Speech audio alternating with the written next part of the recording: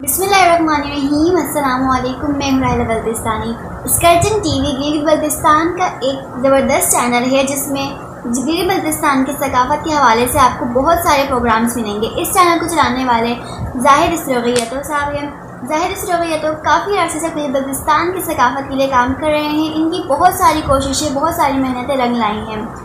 काफ़ी TV channels पर गिलगित बल्तिस्तान का चर्चा है। इस पर मज़ीद काम करने की ज़रूरत है। ज़ाहिर इसरोगी यातोब के लिए मेरी दुआ है कि वो मज़ीद अच्छे प्रोग्राम्स करते रहें। अल्लाह इनको हिम्मत दे। और आप लोग स्कर्टन टीवी चैनल को सब्सक्राइब करना ना भूलें और साथ में बेल आइकन को भी दबा दें ताकि हर प्रोग्राम्स आप तक पहुंच जाए। लाइक्स और कमेंट्स के ज़रिए हौसला बढ़ाएं।